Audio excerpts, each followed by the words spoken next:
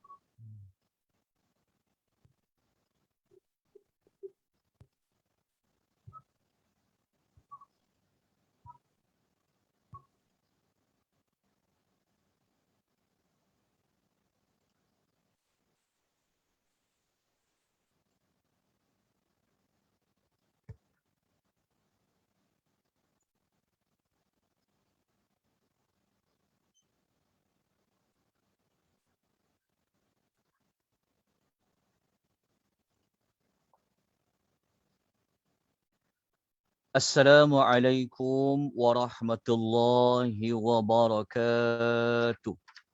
Innal hamdalillah nahmaduhu wa nasta'inuhu wa nastaghfiruh wa na'udzu billahi min shururi anfusina wa min sayyiati a'malina. May yahdihillahu fala mudilla lah wa may yudlil fala hadiya lah. وأشهد أن لا إله إلا الله وحده لا شريك له وأشهد أن محمدا عبده ورسوله اللهم صل وسلم على نبينا محمد وعلى آله وصحبه أجمعين أما بعد. Muslimin dan muslimat rahimani wa rahimakumullah. Alhamdulillah pada pagi ini kita sama-sama dapat lagi dipertemukan oleh Allah Subhanahu wa taala di dalam majlis ilmu yang mana kita semua akan mempelajari tentang kelebihan amal soleh, yang mana amal soleh yang kita akan bicarakan pada pagi ini adalah berkaitan dengan amal bersedekah. Kelebihan bersedekah. Semoga nota yang saya paparkan pada pagi ini, tuan-tuan dan puan-puan, dapat merujuk nota yang diedarkan baru sebentar kepada tuan-tuan dan puan-puan, yang mana nota ini sebenarnya adalah nota yang agak lama sebenarnya, yang saya siapkan dah agak lama. Namun begitu, kita masih lagi boleh gunakan. Yang dalam nota ni kita akan dinyatakan ada 13 kelebihan jika kita bersedekah kerana Allah Subhanahu wa taala. Sebenarnya kelebihannya sangat banyak. InsyaAllah pada pagi ini kita mulakan dengan beberapa kelebihan bersedekah. Okay, baik. Kita mulakan dengan kelebihan sedekah yang pertama. Kelebihan sedekah yang pertama ini adalah Allah Subhanahu wa taala menjanjikan kepada kita mendapat keampunan. Okay. Allah menjanjikan kepada kita kalau kita menyumbang, kalau kita bersedekah, dengan Allah menjanjikan kepada kita untuk mendapat keampunan daripada dosa-dosa yang kita lakukan. Begitu juga Allah Subhanahu wa taala memberikan kepada kita pahala yang besar. Allah memberikan pengampunan dan Allah memberikan kita pahala yang besar. Mengapakah kita gabungkan kedua kelebihan ni pada satu perkara? Kalau kita tengok dekat sini, kelebihan yang pertama kan? Kelebihan pertama. Tapi dekat dalam ni dia ada dua. Kenapa saya letakkan dua? Kerana dalil yang kita nak gunakan ini dia menyebut kedua-dua kelebihan ini dalam satu ayat. Ada dua sebenarnya. Allah janjikan kita dapat penghapusan dosa dan Allah juga nak bagi kita pahala yang besar. Sekejap ya, izinkan saya nak menutup. Ada bunyi WhatsApp sekejap ya. Mengganggu kita semua. Kan. Okey, sekejap ya. Saya buka semula nota ni. Okey, kita tengok kelebihan sedekah. Okey. Tuan-tuan jelas suara saya, kejap saya buka balik unmute suara tuan-tuan puan. Sebab kadang-kadang sentiasa akan ada yang tidak menjaga audio tapi tak apa tuan-tuan dan puan-puan. InsyaAllah saya sendiri yang jaga audio tersebut. Okey, tuan-tuan dan puan-puan, tuan-tuan jelas suara saya pada pagi ni? Ya, jelas Ustaz. Okey. Tuan-tuan nampak nota yang saya paparkan? Ya, jelas. Nampak Ustaz. Okey, alhamdulillah, tak apa. Jadi kalau ada mana-mana yang tak dapat juga nota, jadi insyaAllah selepas habis kelas ni nanti saya akan masukkan di dalam link Google Drive. Ya, sebenarnya saya ada tajuk lain asalnya pada pagi ni. Tapi saya tak dapat lengkapkan dengan baik, jadi saya gunakan maklumat yang sedia ada. Boleh tuan-tuan puan ya? Itulah saya tengok topik Ustaz berubah tadi. Topik saya berubah. Patutnya hari ini kita nak cerita tentang kelebihan ikhlas. Besar tajuk tu seronok. Ada satu cerita benar, 3 orang masuk ke dalam gua. Ada kaitan dengan ikhlas. Apa? Itu insyaAllah kita simpan tajuk tu pada minggu hadapan ya. Sebab saya dah sambung semester baru ni. Jadi memang agak kepadatan jadualnya. Jadi saya mohon maaf ya atas mana-mana kelemahan dan kekurangan dari sudut menguruskan masa. Okey, tak apa. Okey. Kelebihan pertama ni sebenarnya dari dua. Kan? Kelebihan ni memang tidak ada nilai lah. Kalau Allah dapat ampuskan dosa kita, memang satu nilai yang sangat tinggi dan banyak-banyak kelebihan. Lepas tu Allah berikan kita ganjaran pahala yang besar. Baik. Kelebihan yang pertama ni sebenarnya ia terdapat di dalam surah Al-Ahzab. Ayat nombor 35, muka surat 422. Okey. Ayat ni Allah Subhanahu wa taala menyebutkan. So ayat ni siapa yang dia faham, ayat ni Allah menyebut tentang lelaki perempuan, lelaki perempuan, lelaki dan perempuan. So kalau ada mana-mana mengatakan Islam ni utamakan je lelaki kan. Selalu sebut pasal orang lelaki, orang perempuan macam mana? Maka kita boleh jawab pada ayat surah Al-Ahzab 35 ni. Dalam Islam sebenarnya Allah Ta'ala tidak pernah mengabaikan orang perempuan. Jadi ayat ni memberitahu kepada kita, orang lelaki yang buat baik pun Allah bagi ganjaran. Orang perempuan yang buat baik pun Allah memberikan ganjarannya. Jadi ayat ni kalau boleh baca dalam solat, kalau boleh hafal, bagus. Sangat cantik. Allah Ta'ala mengatakan, A'udzubillahi minasyaitanir rajim. Innal muslimina wal muslimat wal mu'minina wal mu'minat والقانتين والقانتات والصادقين والصادقات was-sabirina was-sabirat, wal-khashi'ina wal-khashi'at. Yang kita gariskan ni lah yang kita nak jadikan sebagai dalilnya. Wal mutasaddiqin wal mutasaddiqat. Ini ayat dia yang kita nak jadikan sebagai rujukan kepada kelebihan kita yang pertama. Okey. Lepas tu Allah kata was-saimina was-saimat والحافظين فروجهم والحافظات والذاكرين الله كثيرا والذاكرات أعد الله لهم مغفرة وأجرا عظيما. Okay, kita tengok pada ayat ni kejap. Okey. Allah Ta'ala kata, kejap pada ayat ni Allah menyebut tentang, sekejap saya nak alihkan benda ni.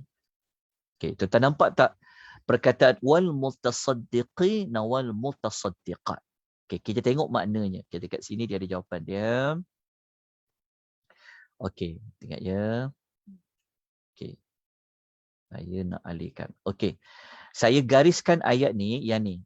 Ayat yang ni. Maghfirah wa ajran azima. Yang kelebihan yang kita sebut tadi tu kan, orang yang bersedekah ni. Wal mutasaddiqin, orang lelaki yang bersedekah. Wal mutasaddiqat, orang perempuan yang bersedekah. Allah janji apa? A'addallahu lahum, Allah telah menjanjikan untuk mereka. Mereka tu siapa? Orang lelaki yang bersedekah, orang perempuan yang bersedekah, maghfirah, keampunan, wa ajran azima, dan ganjaran yang besar. Okay, kita tengok terjemahan dia. Okay, tengok terjemahan dia. Okay, Allah Subhanahu Wa Taala beritahu kepada kita. Okay, sesungguhnya para lelaki dan wanita, dia beragama Islam, yang beriman, yang tetap dalam ketaatan, yang benar, yang sabar, yang khusyuk, yang berapa? Yang bersedekah. Di sini. Yang bersedekah. Siapa dia? Yang bersedekah tu lelaki dan perempuan. Allah janji apa kepada mereka semua? Allah kata apa? Allah telah menyediakan untuk mereka keampunan dan ajran azima, pahala yang besar. Inilah dua maklumat pada kelebihan yang pertama.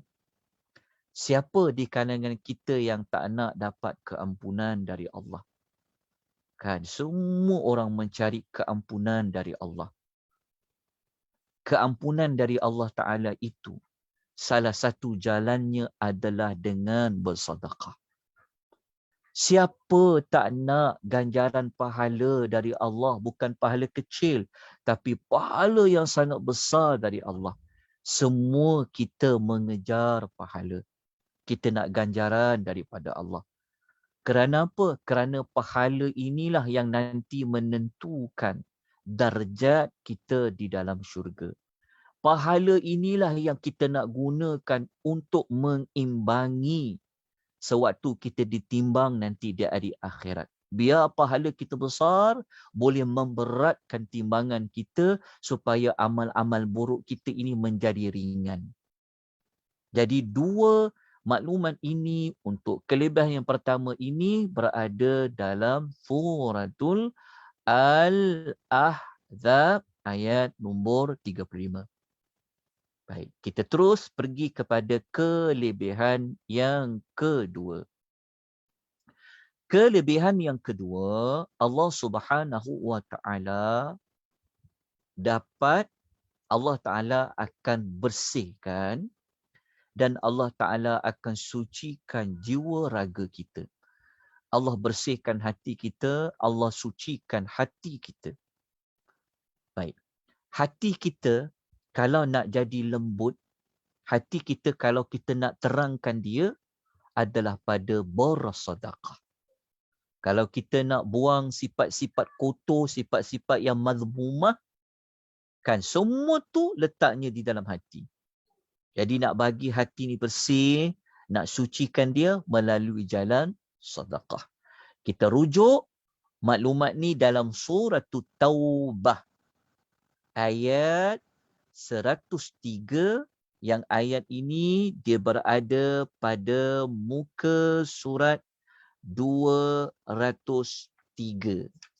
203 bagi ayat nombor 103. Allah Subhanahu wa taala berfirman, A'udzu billahi minasyaitonir rajim. Khudz min amwalihim sadaqatan. Okey. Allah mengatakan ambillah. Ini adalah pesanan Allah kepada Nabi Muhammad sallallahu alaihi wasallam. Allah mengatakan ambillah. Ambillah apa? Bukan semua, tapi ada min. Min menunjukkan sebahagian. Sebab tu diterjemah daripada. Daripada tu bukanlah bermaksud macam membawa makna semua harta orang Islam tu kena ambil. Tak. Tapi maknanya sebahagian daripada apa? Harta mereka itu sebagai sedekah. Baik. Tajuk ini jangan kita fahamkan sedekah yang sunat. Perkataan sedekah ia merangkumi zakat, ia merangkumi sedekah sunat selain daripada yang wajib kita bayar. Jadi kalau zakat pun dia dinamakan sedekah. Selain zakat pun dia dinamakan sedekah. Ya, dinamakan sedekah. Okey. Jelas tuan-tuan puan? Maknanya orang yang berzakat pun termasuk dalam senarai kelebihan ini. Orang yang bersedekah sunat pun termasuk dalam maklumat ini. Jadi Allah mengatakan ambillah sebahagian daripada harta mereka itu sebagai sedekah. Apa yang mereka dapat? Tutahhiruhum wa tuzakkihim. Supaya dengannya, maknanya dengan sedekah yang diambil tadi itu, daripada harta mereka tadi itu, engkau dapat membersihkan dan menyucikan mereka. Bersih dari apa? Suci daripada apa? Para ulama tafsir kata, daripada dosa dan daripada akhlak-akhlak yang buruk yang bersarang di dalam hati-hati mereka. Jadi, untuk bagi hati kita ni elok, maka ia ada pada sedekah. Dia akan sucikan kita. Kerana sifat buruk ini, sifat baik ini tempatnya adalah di dalam dada, di dalam hati. Jadi nak bersihkan yang buruk-buruk tu, jalannya adalah dengan bersedekah pada harta. Sebab harta ni orang sayang. Sayang sangat. Oh, tak ada orang tak sayang harta. Kan? Cuma cara sayang tu yang Islam bincangkan. Sayang sangat-sangat sampai jadi bakhil, itu Islam tak bagi. Tapi kalau kita sayang kerana dia hak kita, tetapi kita sayang ini, kita akan lepaskan dia kerana apa? Kerana Allah yang minta lepaskan kerana di zakat. Ataupun kita lepaskan harta kita, bayangkan kita cari penat-penat, betul tak? Tetapi kita kena bagi ke orang lain. Nak beri apa yang kita milik ni kepada orang lain ni, berat sangat. Kan? So yang berat tu, nak jinakkan hati tu, nak bagi korban tu pada harta tu. Sebab itu, Nak bentuk jiwa, nak bentuk hati tu jalannya pada harta. InsyaAllah benda-benda lain dia akan jadi mudah. Allah akan permudahkan. Kita boleh rujuk nanti dekat dalam surah Asy-Syamsu ada. Dia kaitan juga dengan orang yang menginfakkan harta dia, Allah mudahkan dia buat kebaikan. Sebab benda yang kita sayang harta kan, tiba-tiba kita nak keluarkan. Kalau harta tu kita makan, boleh juga masuk perut kita. Ataupun kita beli, adalah barang dia. Tapi kalau kita bagi, dia satu pengorbanan yang sangat besar. Tapi pengorbanan itulah yang akan bantu untuk bersihkan dan sucikan hati-hati kita. Okey, besar tau pada sedekahkan harta yang kita ada. Okey, kita dapat dua kelebihan ini. Jadi kalau orang tanya di mana ayat dia, kat sinilah. Tutahhiruhum dengan wa tuzakkihim. Ni di sini jawapan dia. Allah akan bersihkan dan Allah akan sucikan. Bukan sekadar bersih, tapi cuci dia sehingga menjadi terang. Okey, nak jadi baik pada jalan sedekah. Okey, kita teruskan dengan kelebihan yang ketiga. Kelebihan yang ketiga adalah dari sudut darjat pangkat kita di sisi Allah. Kalau kita nak jadi hamba yang sangat dekat dengan Allah, kita nak menjadi hamba yang dapat kedudukan yang tinggi, jawapannya apa? Sila korbankan harta benda melalui jalan sedekah. Bukan senang. Tapi pengorbanan itulah yang akan tolak kita, kita akan dapat gelaran membuat kebaikan yang sangat tinggi. Maknanya kalau orang tanya, siapakah ciri-ciri orang yang paling baik? Maka ciri yang akan dinyatakan oleh Allah adalah tengok pada sedekah dia. Okay, mari kita rujuk dalilnya. Okay, yang ketiga ni berdasarkan surah Ali Imran ayat 92 muka surat 62. Okay, kita dah rujuk berapa ayat Quran? Kita dah rujuk 2 surah. Sekarang kita masuk kepada surah yang ketiga. Secara tak langsung, tuan-tuan nampak kegunaan Al-Quran. Betul tak? Sebab kita jadikan ayat Quran untuk kita jadi baik. Quran ajar kita macam mana kau nak jadi baik. Nak jadi baik, kita cari ayat-ayat Quran yang bagi kita bimbingan dari sudut sedekah. Sebab tu kita baca Quran, bukan nak baca saja. Tapi kita nak jadi lebih baik. Panduan dia apa? Al-Quranul Karim. Okay.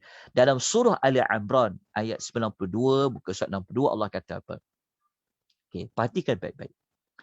Allah mengatakan, lan tanalul birra.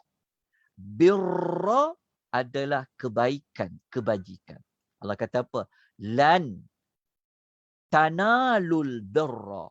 Kamu tidak sekali-kali akan mencapai hakikat orang yang membuat kebajikan.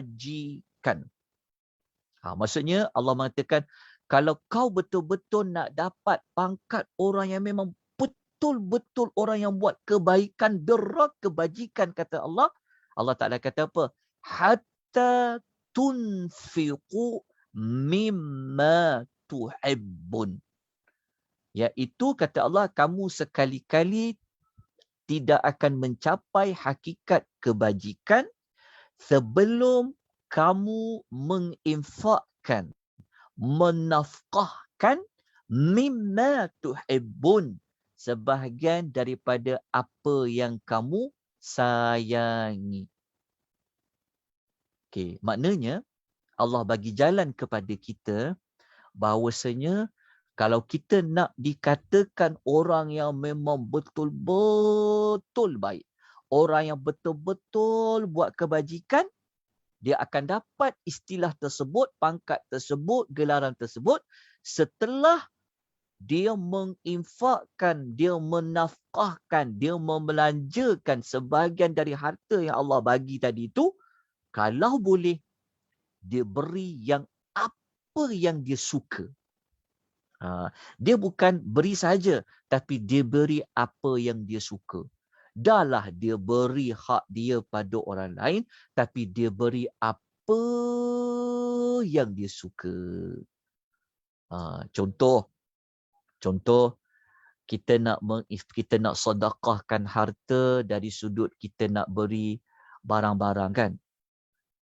Contoh, kita beri barang yang kalau kita nak bagi infak harta dari sudut kan, itu yang kempen yang kutipan barang-barang terpakai tu sebenarnya kalau boleh kita ubah.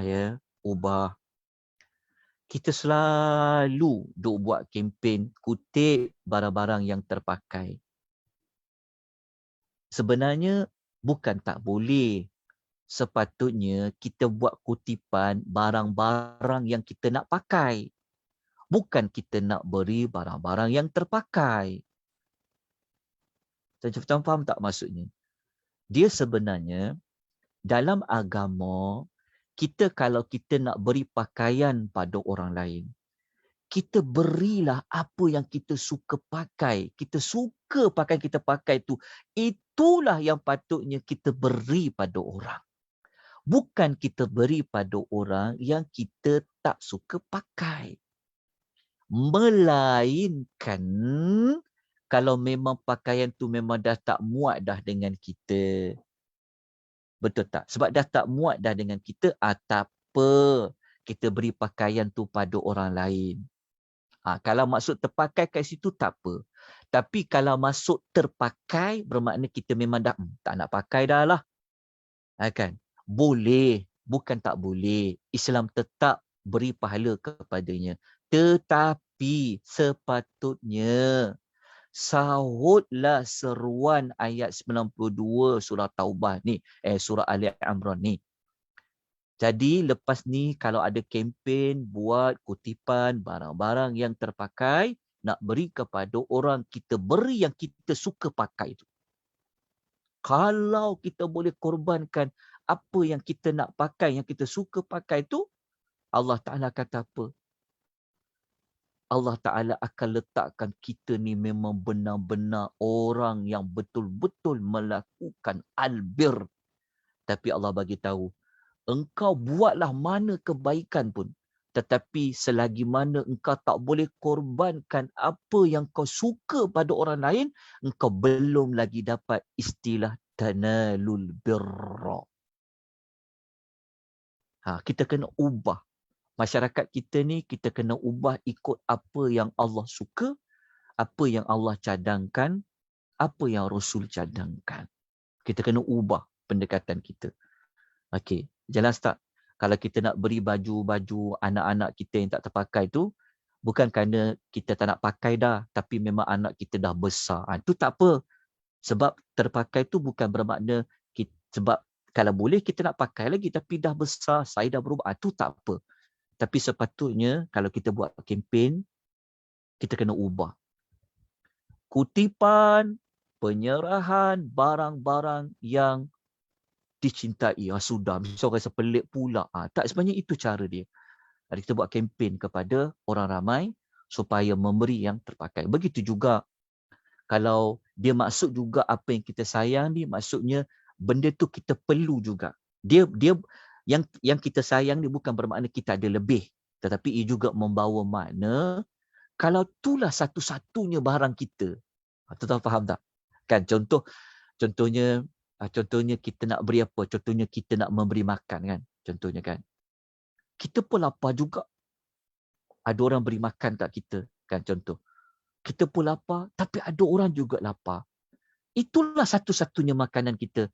Tetapi kalau kita nak dapat istilah albir, kita kata tak apalah, awak ambillah makanan saya tak makan pun tak apa. Itu pun termasuk dalam istilah apa yang kamu sayangi.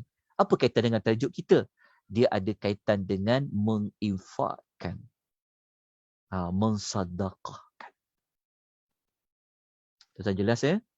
Kita sayang sangat tanah tu contoh kan. Tapi ada orang dia perlu untuk tanah tu dibangunkan lah, buat sekian-sekian lah. Sayangnya lah tanah ni. Inilah satu. Tapi kita menyahut cabaran dari Allah Subhanahu Wa Taala. Kan lan tanalul birra, pujuk hati kita. Pujuk hati kita, bacakan ayat ini selalu. Lan tanalul birra hatta tunfiqu mimma tuhibbun. Yakin pada Allah. Sebab nak berkorban ni bukan benda yang senang tau. Waktu kita kata tadi petua yang nombor 2 tadi tu kan. Kelebihan yang kedua, Allah sucikan hati kita. Percayalah.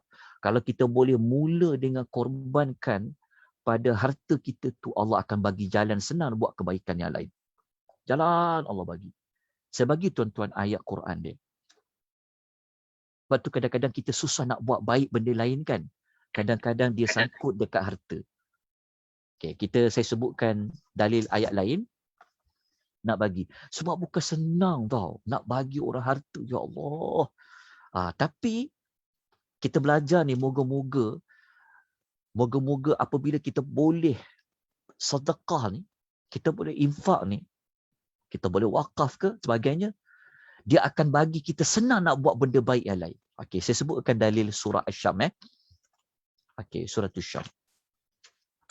Baik. Sama-sama kita ambil manfaat. Ya. Ini kan saya buka sekejap ayat dia. Okey, surah Asy-Syamsi. Bukan surah Asy-Syamsi, maafkan saya. Dia dalam surah Al-Lail. Okey, kejap saya buka internet sekejap, saya tunjukkan tuan-tuan Bagi saya masa sikit sekejap je Okey, saya bukakan, saya tunjukkan ayat dia ni. Pegang ayat ni baik-baik. Okey, kita buka dalam suratul Lail. Kejap saya tunjukkan sekejap lagi Saya buka sekejap suratul Lail. Okey, saya tunjuk pada tuan-puan sekarang. Okey, perhatikan baik-baik. Perhatikan baik-baik. Okey, kita nampak tak saya paparkan surah Lail sekarang? Nampak Ustaz. Okey Okey, saya tunjukkan tuan-tuan dan puan-puan suratul Laili, tengok ayat nombor 5. Tengok Tengok ayat nombor 5, 6 dan 7. Tengok ni. 5, 6 dan 7. Ini pun sebenarnya kelebihan sedekah juga. Tapi kita tengok ayat 5, 6, 7. Okey, perhati baik-baik. Kita baca ayat nombor 5 dulu. Allah Ta'ala kata apa? A'udzu billahi minasyaitonir rajim. فَأَمَّا مَنْ أَعْطَى وَاتَّقَى. Okey, Allah kata, adapun orang yang memberikan apa yang ada padanya untuk jalan kebaikan lah. فَأَمَّا مَنْ أَعْطَى. Sesiapa yang dia memberikan, dia mengeluarkan. Okey. وَاتَّقَى. Dan dia bertakwa. Okey, kejap saya nak kena jaga suara sekejap. Okey. Allah kata, فَأَمَّا مَنْ أَعْطَى وَاتَّقَى. Sesiapa yang memberikan apa yang ada padanya dan dia juga bertakwa.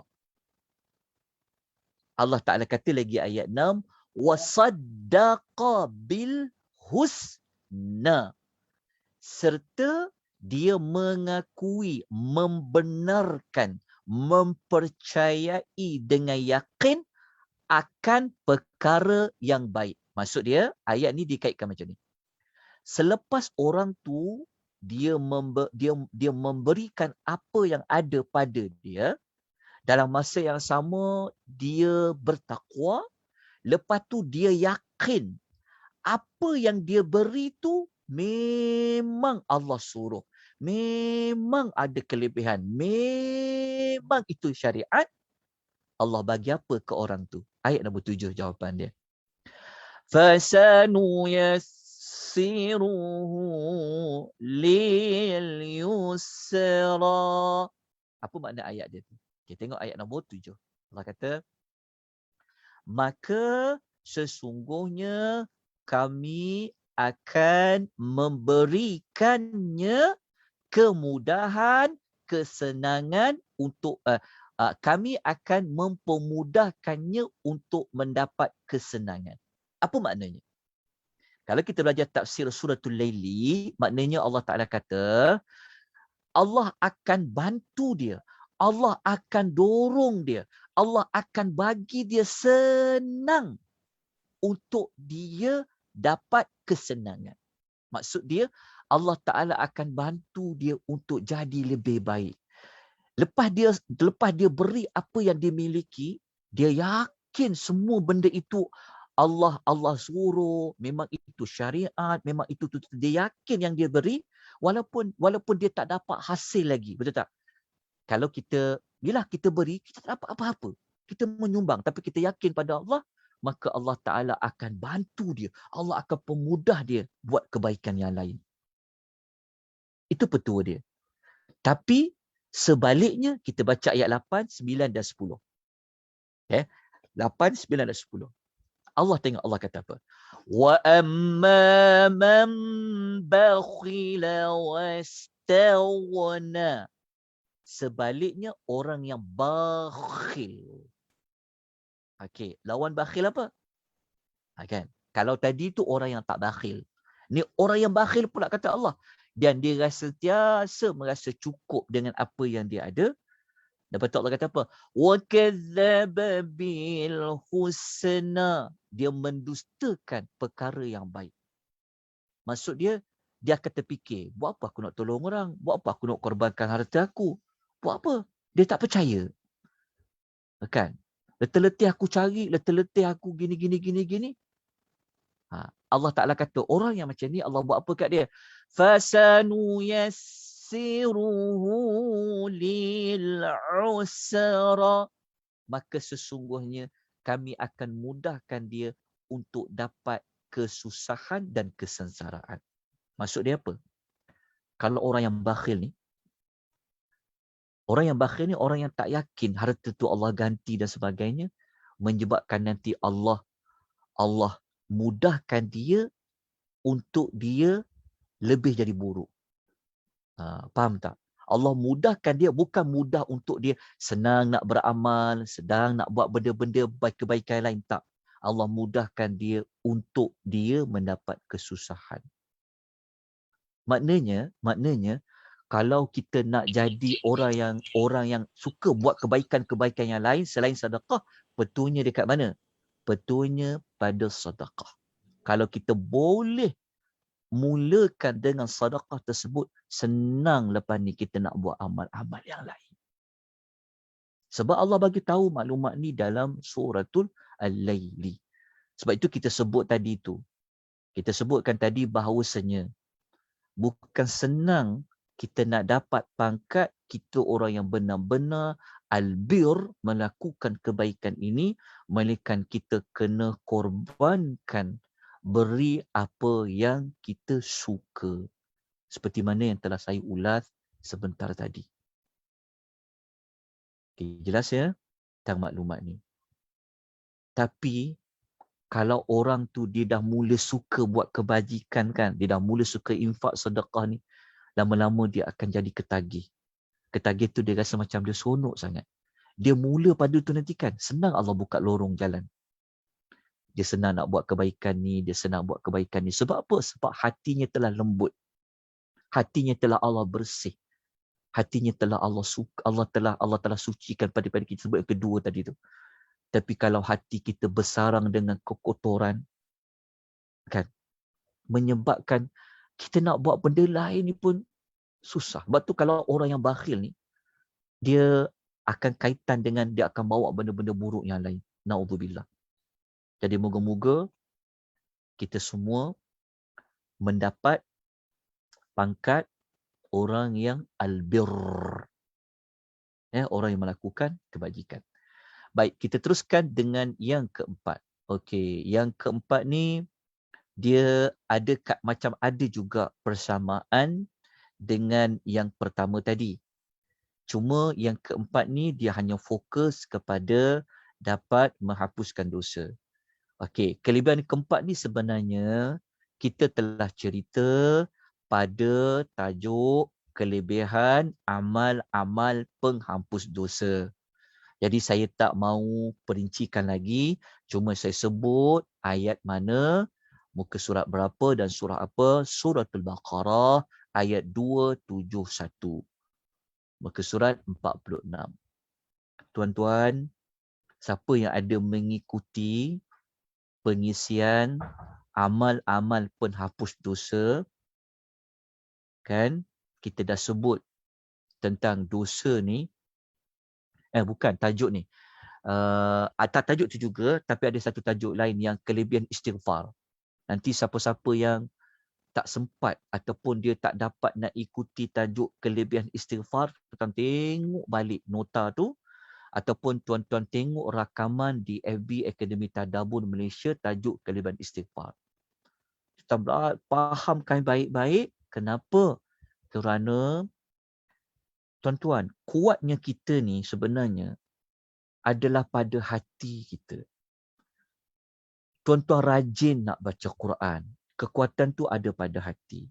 Tuan-tuan rajin nak buat kebaikan ni, kekuatannya adalah pada hati. Jadi hati kita ni kalau nak bagi dia senang nak buat baik, maka kena dibersihkan dia. Kenapa kena dibersihkan dia? Sebab hati kita ni dia menjadi hitam, dia menjadi kotor dengan dosa. Kita dah sebut dah dekat kelebihan istighfar. Kalau kita buat satu dosa, Allah akan titik hitam dekat hati itu. Jadi cara nak bersihkan hati itu, salah satu jalannya istighfar. Jadi Allah akan buang yang titik hitam tu. Tapi kalau kita tak ada jalan nak bersihkan hitam tu, lama-lama dia akan hitam, so dia hitam. Tuan-tuan pun sedia maklum kan. Kita biasa bermain dengan maklumat tentang kita servis enjin kereta, nampak hitamnya minyak tu. Contoh kan. Kita tahu kita selalu macam kita goreng guna minyak kan. Kalau minyak hitamnya minyak tu. Contoh kan. Jadi kita pun tahu benda-benda yang hitam ni boleh merosakkan.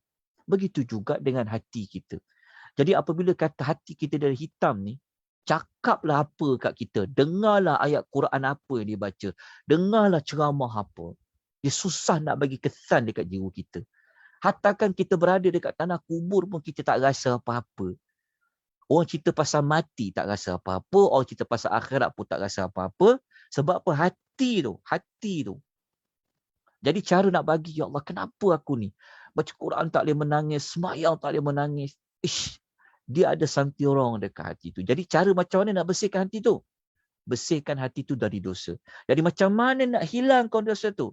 Salah satu kelebihan yang kita belajar dulu, kelebihan istighfar. Lepas tu kita buat satu tajuk khas lagi. Kelebihan amal-amal dapat menghapuskan dosa. Termasuklah amal sedekah. Kita dah sebut tempoh hari dekat Suratul Baqarah ayat 271. Kita dah bawa dah ayat ni, kita paparkan. Apa yang Allah Ta'ala kata kepada kita. In tubdu sadaqati fani'immahi. Jika kamu memperlihatkan sedekah, kan? Maka kata Allah, fani'immahi. Maka itu tak apa, baik. Allah Ta'ala kata. Wa in tukhfuha wa tu'tuhal fuqara'a fahuwa khairul lakum. Allah kata sebaliknya, jika kamu merahsiakan sedekah-sedekah itu dan kamu memberikan kepada orang fakir, maka itu lebih baik. Okey, nanti insya-Allah saya akan sediakan nota tambahan untuk adab bersedekah. Sebab kita hanya belajar kelebihan. Tetapi kita terlepas pandang adab-adab dalam bersedekah. Zaman sekarang, zaman media, zaman IT.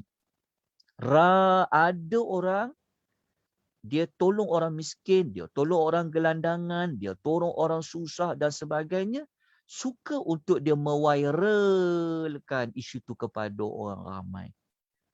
Adakah itu Allah benarkan? Itu kita akan belajar pasal adab. Tapi dalam ayat ni, Allah Ta'ala bagi kita dua jalan. Allah bagi kita dua jalan. Kalau kau nak sedekah, kau nak viralkan, kau nak bagi tahu pada orang, kau nak tunjuk pada orang, Allah kata tak apa.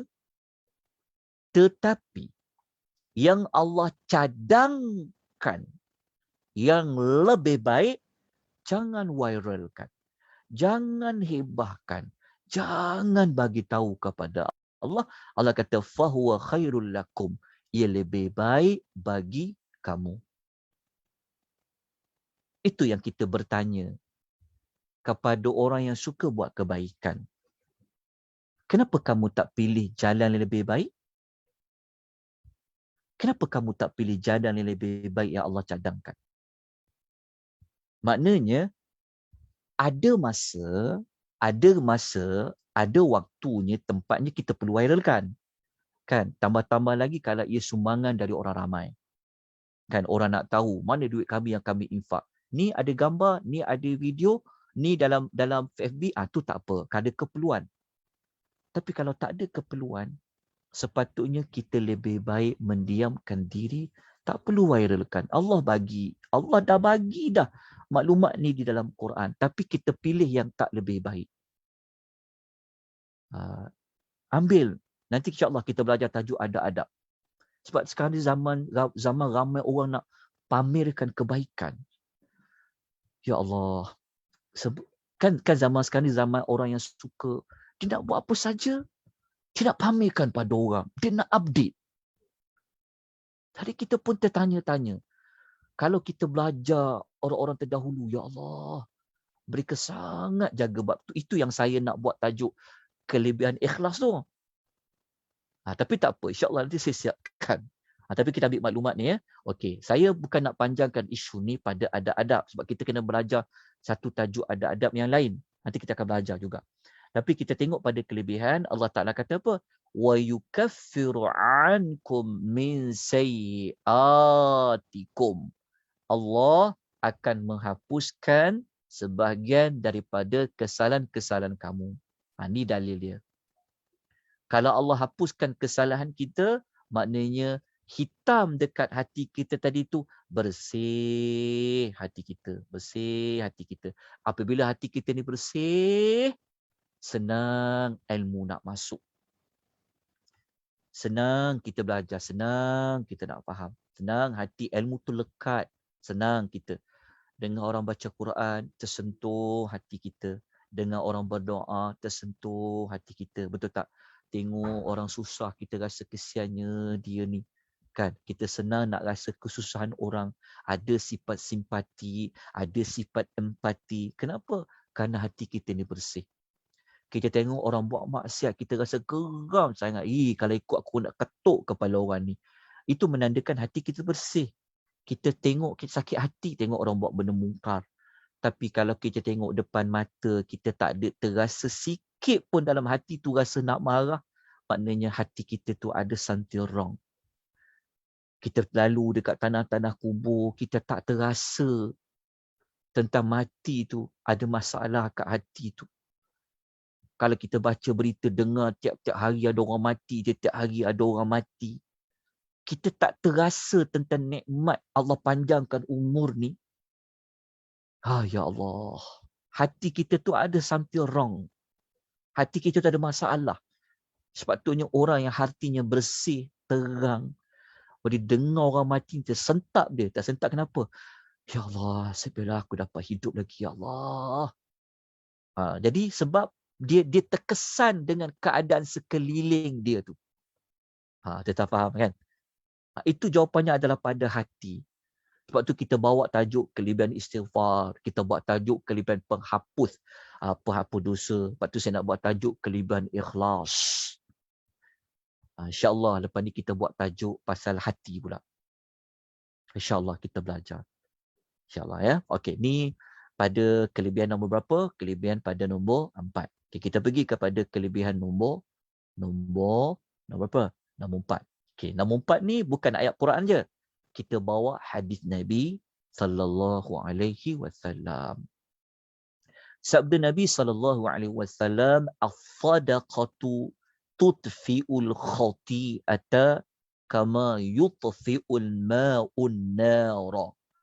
Sedekah itu dapat menghapuskan kesalahan, menghapuskan dosa seperti mana air dapat padamkan api.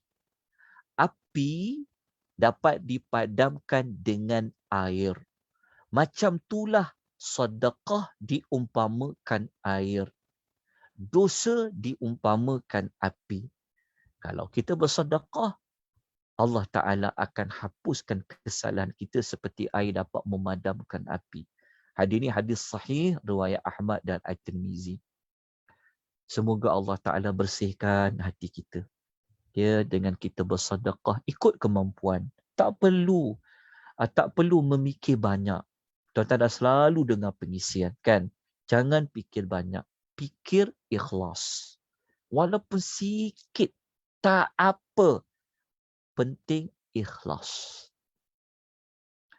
Sebab apa? Sebab apa ramai orang dia buat baik, tapi dia tak berubah diri dia. Dia tak makin dekat pada Allah. Macam itulah dia. Bertahun-tahun macam tu tak berubah-ubah. Sebab apa? Sebab ada masalah pada ibadat dia buat tu. Bayang banyak. Baca Quran banyak. Kadang selalu puasa. Tapi, kenapa kita tak berubah-ubah? Maknanya ada masalah pada ibadat yang dia buat tu. Antara masalah yang berat adalah kita buat itu tak ikhlas. Jadi insyaAllah kita akan belajar lagi. Baiki diri kita. Okey? Pelan-pelan. Okey. Kita terus kepada yang kelima. Okey. Yang kelima, Allah Ta'ala akan buang sifat bakhil yang ada pada jiwa kita. Sebab apa? Sebab secara nature-nya, kita memang sayang dengan harta. Betul kan? Kita memang ada sifat kebakhilan tu sebenarnya. Tapi bakhil yang memang setiap orang, dia memang cinta ke harta dia.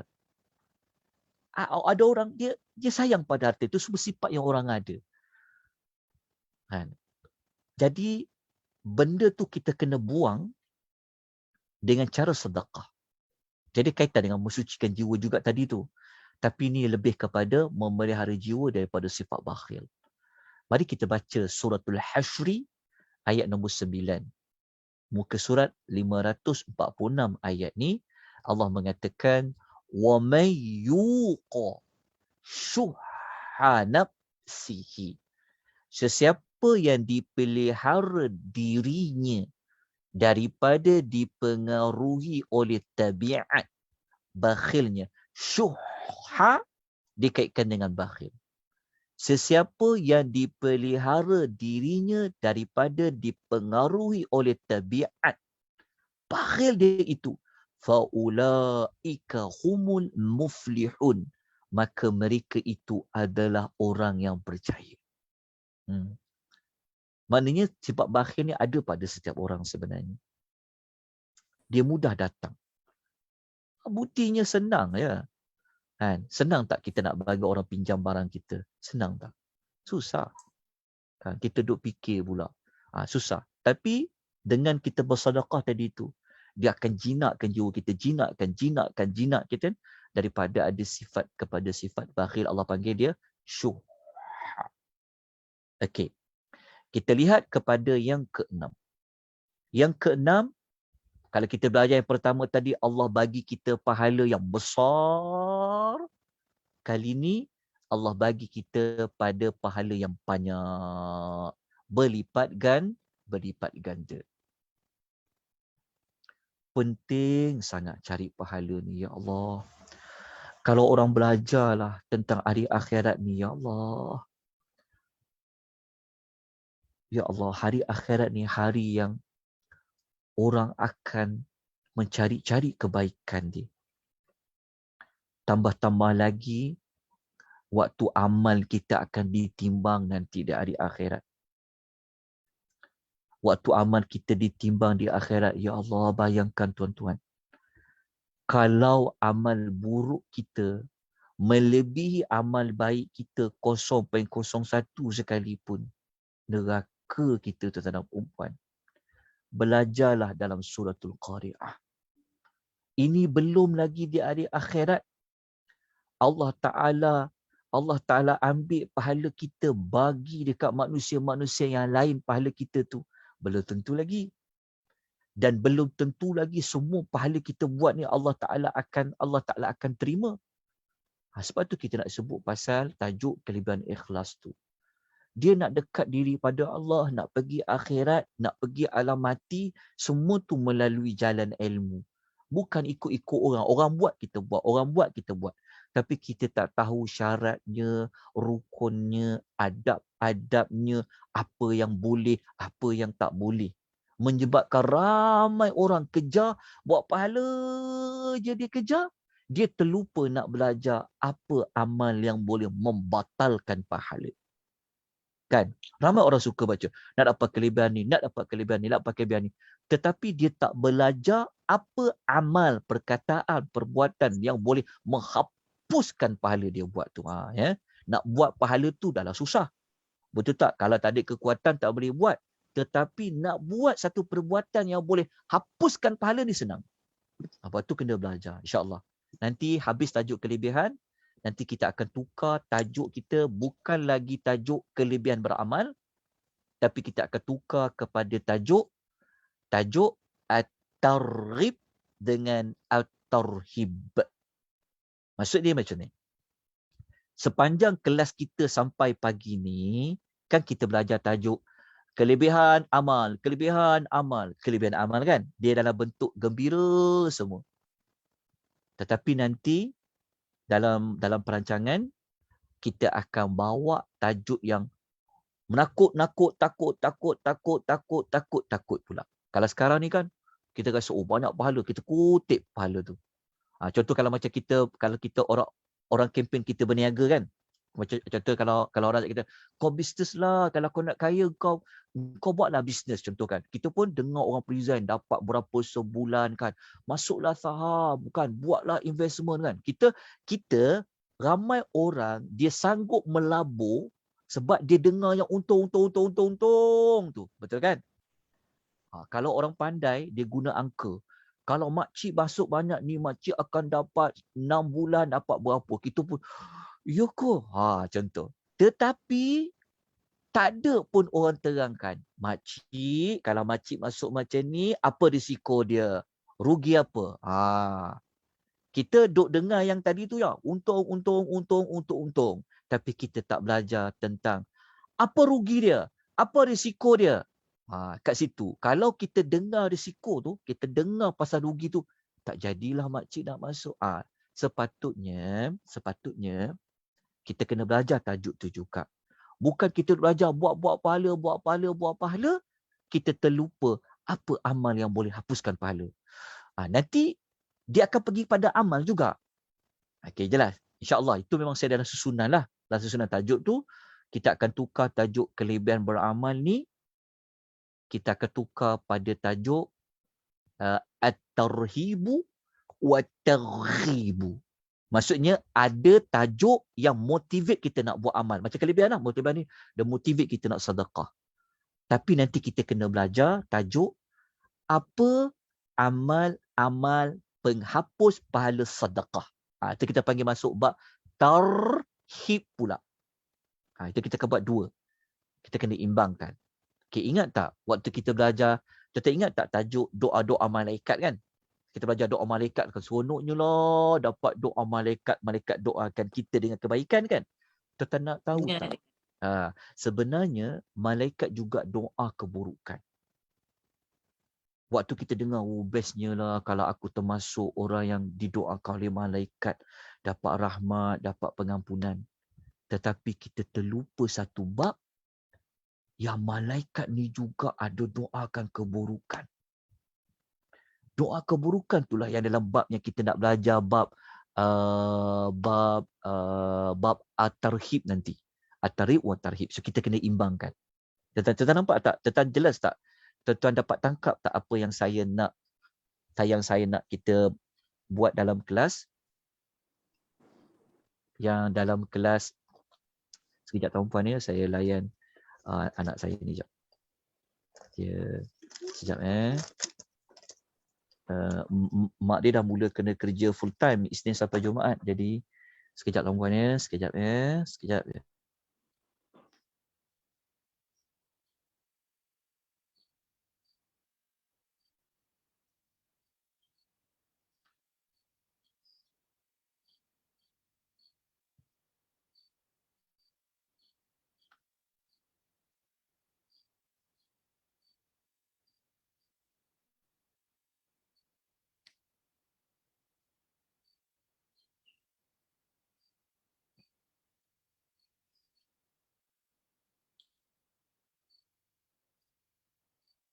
Okey, sekejap tuan-puan ya. Okey, alhamdulillah, syukur pada Allah. Tuan jelas apa yang saya nak kongsikan tadi tu?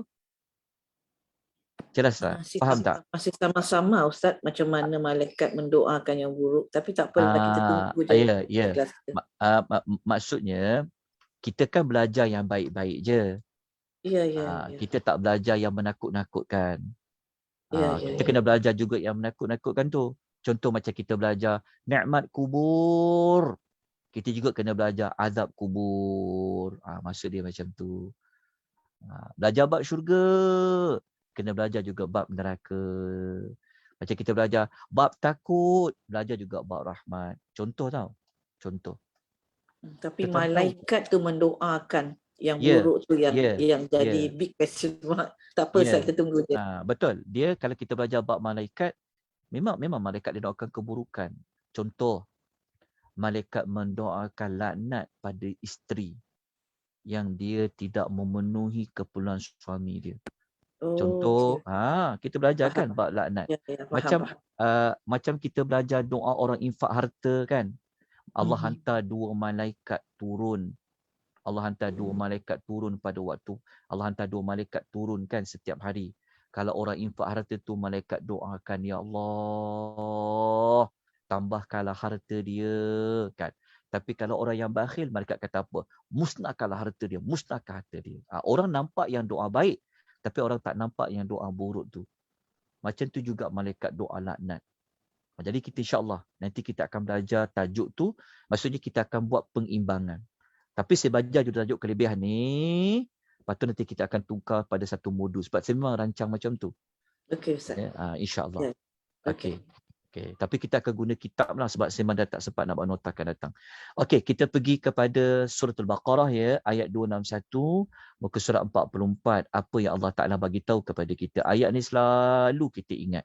Allah kata, "Mathalul ladzina yunfiquna amwalahum fi sabilillah." Perumpamaan orang yang membelanjakan hartanya pada jalan Allah. Kamathali habbatin, adalah seperti satu biji benih. Habbah, satu biji benih. Ambatat sab'a sanabil, yang daripada satu biji benih tadi, dia mengeluarkan, menumbuhkan 7 bantang tangkai. Fi kulli sumbulatin mi'atu habbah, pada setiap 7 tangkai mengandungi 100 biji. Okay, kita ulang balik semula ayat ni. Okey, insya-Allah nanti saya sedang susun satu modul silibus nak belajar tentang perumpamaan di dalam Al-Quran. Tuan tunggu hebahan itu diberikan. Sonok sangat belajar Quran menggunakan perumpamaan. Seperti perumpamaan ni. Perumpamaan ni maknanya benda yang benar lah. Jadi Allah buat perumpamaan nak bagi kita faham. Allah kata orang yang membelanjakan hartanya pada jalan Allah, macam mana pahala dia dapat? Umpama dia tanam guna satu biji benih je. Macam kita kan, kalau kita tanam benih durian, putri, kita tanam musang king. Kan? Musang king kan. Kita tanam sebiji, keluar pokoknya berapa biji? Keluarnya satu pokok lah. Betul, dia takkan keluar 7 pokok. Tapi ni Allah kata, orang yang infak harta dia tu, Allah akan beri dia seumpama dia ada sebiji benih, tapi daripada sebiji benih ni dia keluarkan 7 tangkai. Dia keluarkan 7 tangkai. Daripada 7 tangkai tu, setiap satu tangkai dia keluar pula 100 biji. Jadi kalau 2 tangkai 200, 3 tangkai 300. Kalau 7 tangkai 700. Okey, Allah bawa perumpamaan. Jadi orang-orang Arab dulu mereka sangat faham perumpamaan ni. Sebab mereka pun menanam biji-bijian, mereka tahu sangat. Jadi Allah mengatakan, wallahu yudha'ifu liman yasha'u wallahu wasi'un alim. Allah melipat gandakan pahala bagi sesiapa yang dikehendakinya, dan Allah Maha luas lagi Maha mengetahui. Ini dari sudut dilipat gandakan pahala hanya dengan satu sedekah. Besar pada sedekah ni. Allah Ta'ala akan gandakan bercabang-cabang sehingga kepada 700 gandaan dari Allah Subhanahu wa Ta'ala. Okey, kita lanjutkan dengan hadis yang menyokong kepada kelebihan ini. Ada seorang lelaki ni, kata Abu Mas'ud Al-Ansari, dia datang jumpa Nabi SAW. Dia nak infakkan seekor unta. Kejap ya. Okey. Nak infakkan seekor unta yang telah diikat. Maknanya dia telah asing-asingkan. Ni unta ni lah yang nak diinfakkan. Lalu dia berkata kepada Nabi SAW, dia cakap, ini unta ni nak disedekah di jalan Allah. Maka apa jawab Rasulullah SAW? Rasulullah kata, laka biha yaumal qiyamati 700 naqatin kulluha makhtumatun. Nabi kata, kerana unta yang seekor ni, engkau akan dapat 700 unta yang lain pada hari kiamat, dan semua unta-unta itu telah diikat. Hadis riwayat Muslim. Faham tak maksud hadis ni? Lelaki ni, dia hanya infakkan, dia hanya beri seekor unta saja untuk Nabi gunakan di jalan Allah. Nak gunakan dalam perang ke, nak digunakan buat kebajikan ke. Dia bagi kerana Allah Azza wa Jalla seekor unta. Tetapi Allah membalas jasa baik lelaki ini di hari akhirat, kata Nabi, seolah-olah engkau telah menyedekahkan, menginfakkan 700 ekor unta. Daripada seekor dikembang biakkan menjadi 700 ekor unta.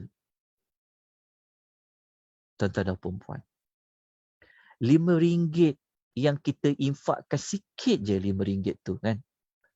Tapi bagaimana Allah kembang biakkan pahala tu. Itu pada sedekah. Ini contoh nak bagi faham lah. Jelas tuan-tuan, hadis riwayat Muslim. Masya Allah. Ya, moga-moga kita jadi orang yang suka. Antara ibadat yang kita kena buat tiap hari, cari jalan macam mana nak sedekah. Sekarang ni senang. Banyak jalan kita boleh buat. Okey. Kita ambil satu lagi ya.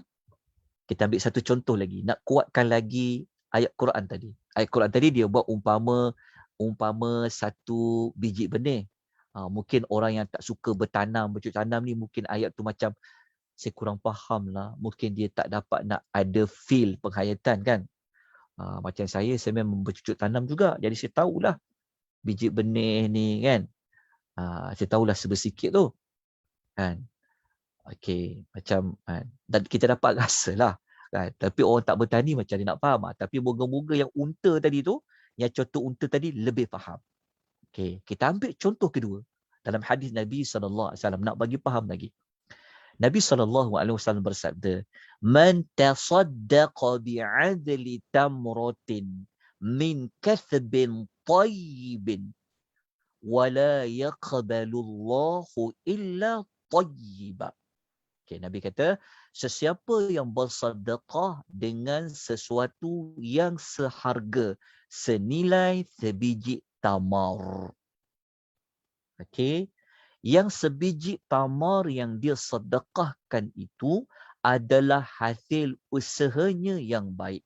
Maknanya memang dia punya, memang pemiliknya dia, memang dia dapatkan tamar tu cara yang halal, jalan yang halal. Okey, lepas tu Nabi kata, dan sememangnya Allah tidak akan menerima kecuali yang baik. Ini dia termasuk dalam adab-adab nak sedekah. Jadi kalau kita nak sedekah, kita beri yang memang milik kita, maknanya bukan yang haram lah. Bukan bagi yang orang punya. Sebab apa? Sebab Allah hanya terima benda yang halal, benda yang milik dia. Allah hanya terima yang baik-baik je. Baik-baik tu maksudnya, kalau kita sedekah tu memang duit kita, bukan duit orang. Allah akan terima. Lepas tu Nabi kata, tidak. Allah kata, maka Allah pasti menerima dengan tangan kanannya. Kemudian, Allah akan mengembangkan pahala yang sebiji tamar tadi tu, sebagaimana salah seorang daripada kamu mengembangbiakkan anak kudanya yang baru lahir sehingga menjadi sebesar gunungnya. Kita tengok hadis tu. Nabi kata, summa yurabbiha li sahibihi kama yurabbi ahadukum fullahu hatta takunu mislal jabal. Kan, tuan faham tak hadis tu? Maksudnya daripada benda yang kecil, dia akan membesar seperti gunung. Jadi Nabi nak sebutkan bahawa walaupun dia kecil, sebiji tamar saja, tapi kau bagi dia yang baik, kau akan dapati hasil dia, ganjaran dia umpama gunung yang besar. Ini pada bab sedekah. Jadi kalau kita nak tolong arwah kan orang-orang yang dah meninggal, gunalah jalan sedekah. Kerana pahala dia kembang luas. Dia berbeza dengan hanya kita sedekahkan pahala baca Quran, contoh kan isu tu. Jalan yang paling banyak dikembang luaskan pada sedekah. Jadi kita infakkan, ya Allah, RM10 ni aku niatkan untuk sekian-sekian. Maka RM10 tu Allah Ta'ala akan kembang luaskan dia punya ganjaran dia. Ini daripada sedekah. Hadis riwayat Bukhari dan Muslim. Kita pergi pada satu lagi. Nombor 7. Orang yang sedekah ni adalah orang yang telah membuktikan bahawa dia ni memang orang yang beriman. Iman ni tuan-tuan, dia perlu dibuktikan. Dia bukan cakap je, saya beriman, saya percaya rukun iman tu 6 tu. Saya beriman kepada Allah. Saya beriman hari akhirat tu ada. Ya, saya percaya. Tapi dalam Islam, bukan cakap je. Tetapi apa buktinya? Maka untuk membuktikan kita beriman pada Allah, maka jalannya adalah dengan sedekah. Mari kita lihat hadis Nabi sallallahu alaihi wasallam. Nabi kata, "Was-salatu nurun, was-sadaqatu burhanun, was-sabru dhiya'un." Yang kita nak ambil dekat ayat ni. Was-sadaqatu burhanun. Sedekah tu adalah burhan. Nah, Nabi kata, solat itu adalah cahaya. Sedekah itu adalah bukti. Bukti apa? Bukti apa? Bukti kepada iman. Sabar itu adalah sinar. Okay, hadis riwayat Muslim. Okay, nanti kalau kita belajar tajuk kelebihan sabar, kita akan ulas tentang dhayak kat situ. Okey. Kita terus kepada yang ketujuh ke 8 ni. Macam ada 2 kali. Maafkan saya. Ni sekejap. Saya ni kadang macam ni, kadang-kadang pening juga. Okey, nombor 7. Nombor 8 lah. Ni nombor 8. Minta maaf tolong betulkan ya. Tak apa, nanti saya bagi nota yang saya update, saya betulkan. Don't worry. Tapi boleh guna nota ni untuk rujukan awal. Sebab ada yang suka print, dia nak belajar. Kan? Tak apa insyaAllah. Nanti saya bagi nota yang baru. Okey, ni nombor 7 ni tukar nombor berapa? Tukar nombor 8. Okey, nombor 8 ni dapat mengubati penyakit-penyakit jasmani. Dapat mengubati penyakit-penyakit jasmani. Cuma hadis kita nak rujuk ni. Okey, kejap Saya dengar macam-macam bunyi kat sini. Terkorek kat sini. Kejap Okey. Saya tutup tuan-tuan punya unmute suara ni. Okey. Saya teruskan ni nombor 8 boleh tuan-puan Okey, saya teruskan. Saya dah tutup suara tadi, kenapa saya tanya? Okey, dia tu tak ada jawab. Okey. Sabda Nabi sallallahu alaihi wasallam. Nabi kata apa? Nabi sallallahu alaihi wasallam bersabda, "Dawu maradakum bi sadaqati." Okey. Diriwayatkan Nabi sallallahu alaihi wasallam bersabda, dawu, Nabi kata ubatilah orang yang sakit di antara kamu dengan bersedekah. Okey. Nabi kata kalau kamu ada sakit, kamu ubatkanlah sakit itu dengan sedekah. Okey, hadis ni adalah hadis riwayat Abu Syekh, okey, dalam At-Tasawwub, yang mana hadis ni saya minta tuan-tuan tulis boleh status hadis ni. Status hadis ni dia panggil hadis yang hasan, tulis hadis hasan li ghairihi. Hasan li ghairihi. Dia daripada dhaif, dia naik satu tangga kepada hasan li ghairihi. Sebab ada ulama hadis yang mengatakan hadis ni dia lemah, hadis ni dia dhaif.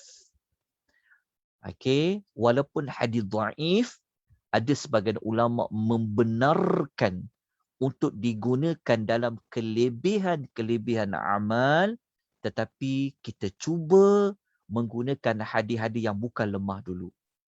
Okey. Jadi hadis ni dia lemah. Tetapi dia telah naik darjat kerana beberapa sebab dia dipanggil hasan li ghairihi. Okey. Jelas? So hadis ni menyebut ubatilah orang yang sakit di kalangan kamu dengan bersedekah.